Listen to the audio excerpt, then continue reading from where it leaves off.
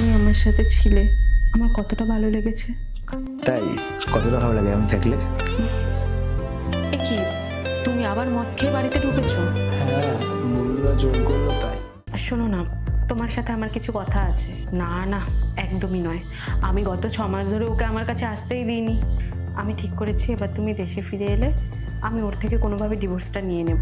আমি আর এখানে থাকতে পারবো না, অসম্ভব। তুমি ফিরে এসো, আমি তারপরে ওর থেকে ডিভোর্স নিয়ে নিচ্ছি, কেমন? হ্যাঁ, রাখছি আমি এখন। শুনছো, হ্যাঁ বলো। আজ আর রান্না করতে হবে না, আমার আর তোমার বন্ধু বাড়িতে নিমন্ত্রণ আছে। শোনো না, বলছি যে আজকে সকাল থেকেই না আমার মাথাটা খুব ধরেছে। তুমি এক কাজ করো, তুমি বরং চলে যাও, আমি বাড়িতে থাকি। ওষুধ খেয়েছো? খেয়েছি। তাহলে ছাড়ো, আমার বন্ধুদের বলে দিয়ে আর যাবো না। না না এমা, ওরকম কিছু করার দরকার নেই। তুমি চলে যাও, আমি তো বললাম আমি ওষুধ খেয়ে নিয়েছি, আমি ঠিক আছে, তুমি যাও। তাহলে ঠিক আছে।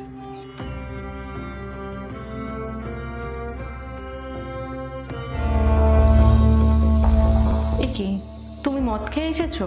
হ্যাঁ, বন্ধুরা জোর করলো তাই। বন্ধুরা জোর করলো বলে তুমি মাতাল হয়ে বাড়িতে ঢুকে গেলে।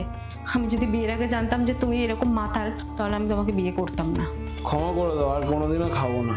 না না না না না, ক্ষমা আর কোনো প্রশ্ন আসে না। আমি এক্ষুনি মা বাবাকে ফোন করে বলে দিচ্ছি আমি তোমার সাথে থাকতে পারবো না, তোমায় ডিভোর্স দিয়ে দেবো। শোনো উর্বি, ডিভোর্স দেওয়ার হলে এমনিতেই দাও, বাবা মায়ের বাহানা দেখিও না।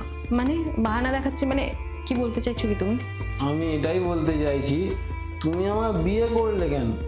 যদি অন্য কাউকে ভালোবাসো।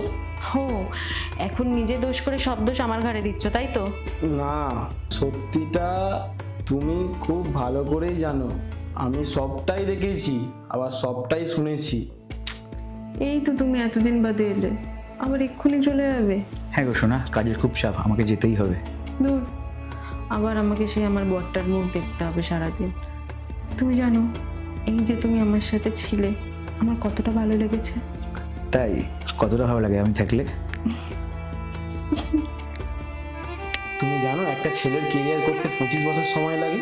তারপর সে ভাবে তাকে কেউ ভালোবাসবে, তাকে কেউ খেয়াল রাখবে। কেন করলে বলো তুমি আমার সাথে এরকম? বিশ্বাস করো, আমি তোমাকে ঠকাতে চাইনি। আসলে আমি আমার নিজের অমতে, বলতে গেলে এক প্রকার বাবা মায়ের জোর জবরদস্তিতে তোমাকে বিয়ে করেছি। আমি চেষ্টা করেছিলাম বিয়ের পরে তোমাকে সব সত্যি কথা জানানোর, কিন্তু আমি পারিনি। হ্যাঁ, এটা সত্যি যে আমি অন্য কাউকে ভালোবাসি, কিন্তু আমি তোমাকে ঠকাতে চাইনি। তবে তুমি যখন সব সত্যিটা জেনেই গেছো, আমার মনে হয় এবার আমাদের ডিভোর্সটা নিয়ে নেওয়াই উচিত। আমি চলে যাচ্ছি আজকেই, ডিভোর্স পেপারটা আমি পাঠিয়ে দেবো।